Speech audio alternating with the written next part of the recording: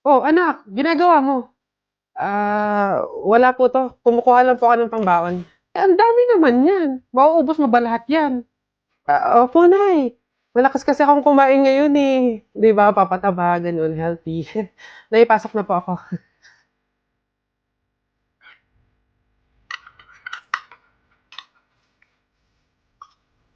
Nay, pwede po bang sa akin na lang yung natira nating kanin tsaka ulam? Bakit naman?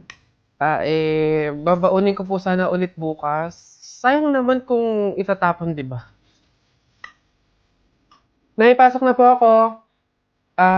Nay, pwede po bang padagdagan ng ₱200 yung baon ko? Para saan? Para lang po sana sa class fund po namin. Opo.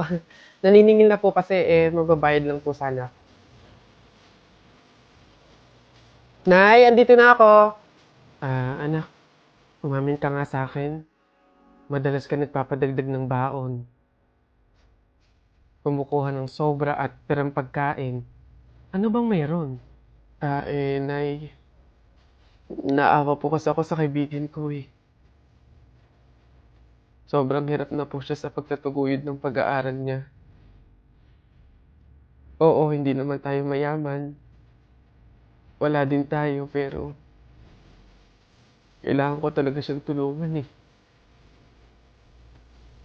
Ayokong tumigil siya ng pag-aaral na eh. Gustong-gusto ko siyang ilaban para sabay kami makapagtapos.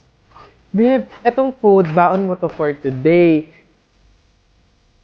Tapos, etong cash, ayan, pangbukas mo naman to. Tapos meron pala ako nakitang notebook tsaka ballpen sa bahay na hindi naman ginagamit. Bigay ko na lang din sa'yo para at least magamit ko sa mga lesson. Babe, salamat ah. Hayaan mo balang araw, makakabawi din ako sa'yo. Babe, hindi mo naman kailangan bumawi eh. Ang gusto ko, parehas tayo makapagtapos. Masaya na ako doon.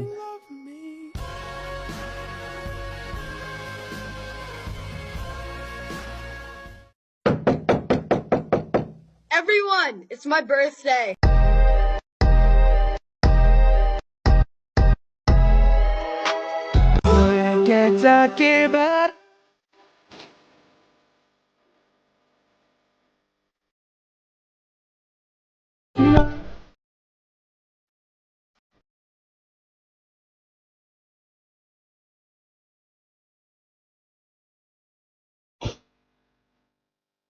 Oh, andiyan ka na pala. Bakit parang malungkot ang anak ko? Nay, nasira na po kasi yung sapatos ko. Ganun ba? Nak, pasensya ka na muna ha. Wala pa kasing inaabot na pera yung tatay mo. Hayaan mo, kapag nakaluwag-luwag na tayo, ibibili kita ng magandang sapatos.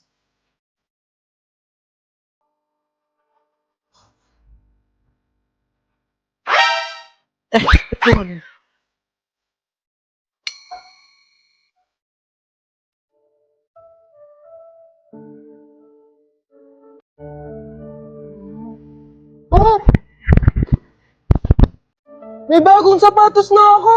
Yay! Thank you, Nay!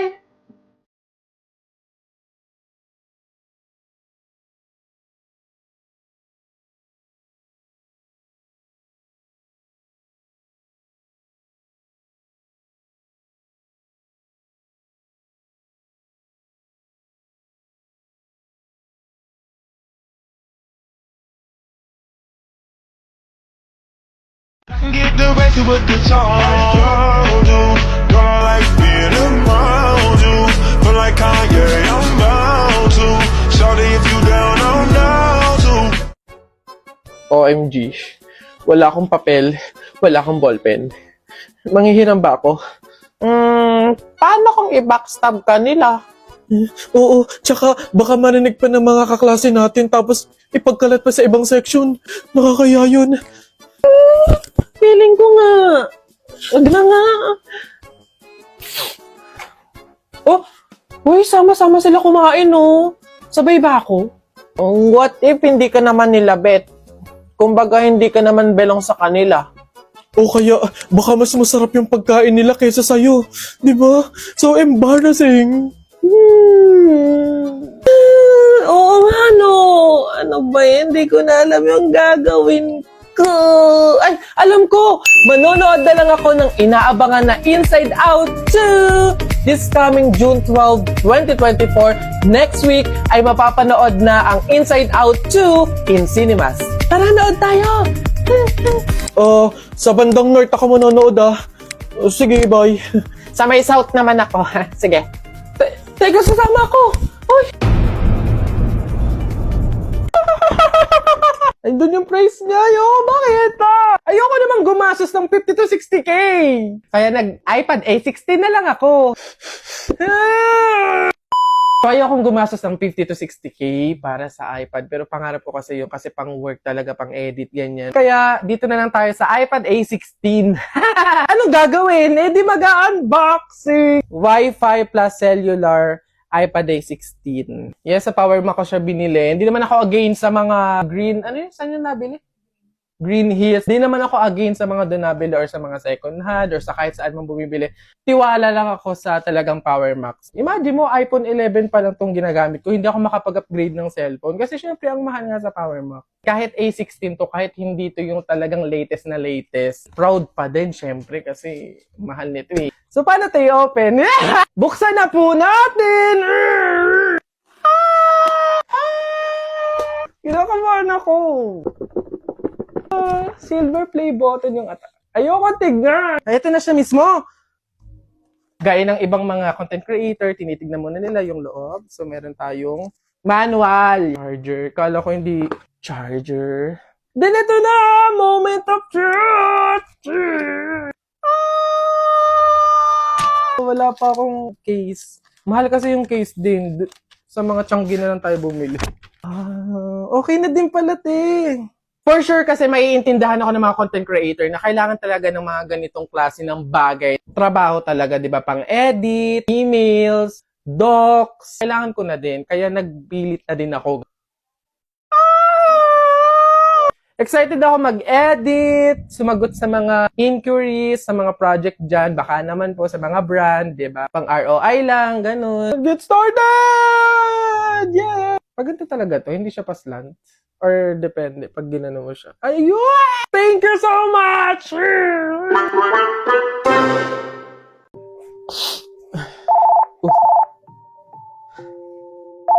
Hello, Nay. Napatawag po kayo. Kamusta po? Anak, baka meron ka pang 10,000 dyan. Pang dagdag lang sana sa pang araw-araw dito sa bahay. Nay, di ba po kakapadala ko pa lang ng 15,000 nung nakaraang linggo? Ayun na nga, naubos na eh. Nagaya kasi yung mga kumari kong mag-outing. Diyos ko. Nay naman, malaking halaga po yun. Sana naman tinipid ninyo. Hindi po ganun kadali kitain yun eh. Nay, pasensya na po. Hindi po ako makakapag-abot pa ngayon. Wala din po ako. May mga bayarin din po ako dito tsaka gastusin pang araw-araw. Teka, ang yabang na itong sumagot Kung makapagsalita ka, para ang laki ng kasalanan ko Nakapag-abroad ka lang, ganyan ka na magsasagot? Puro ka lang naman pasarap dyan? Singilin kaya kita sa pagpapalaki ko sa'yo. Huwag ka mag-alala, hindi ka namin kailangan. Kaya namin nang wala ka. Sobra naman ho kayo, Nay. Hindi naman po ganun kadali magtrabaho dito sa abroad eh. Kasi lahat salo-salo mo.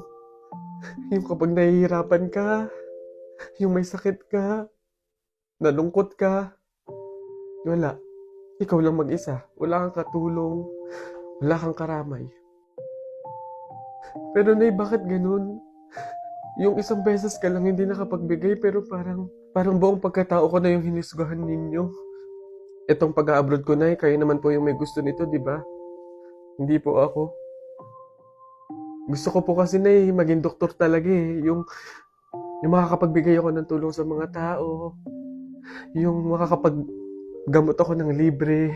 Yun talaga, Nay. Kaso mahirap kasi tayo eh. Kaya itong pag-a-abroad ko, pinili ko na lang to para sa inyo. Na yung pasarap po ba na sinasabi nyo?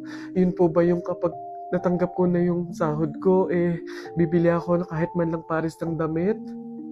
Yung pasarap po ba na sinasabi nyo? Yun ba yung kapag after kong magtrabaho, magpakapagod dito sa abroad, yung kakain ako ng masarap kahit isang beses lang? Yun po ba yun, Nay? Pasensya na po kayo, Nay, ah. Kasi minsan, sa tanang buhay ko, hindi ko naranasan yung ganun eh. Kaya yun man lang, Nay, mabigay ko sa sarili ko, maregalo ko sa sarili ko. Kasi wala naman akong choice eh. Kundi yung piliin lagi yung pamilya ko para tulungan kayo.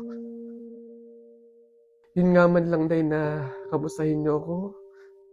Kailan ko kaya ma-experience na yung tatawag kayo sa akin, yung magme-message kayo sa akin para kamustahin lang ako. Yung hindi yung manghihingi kayo ng pera, yung hihingi kayo ng ganito. Pero wala eh. Hindi ko alam, Nay.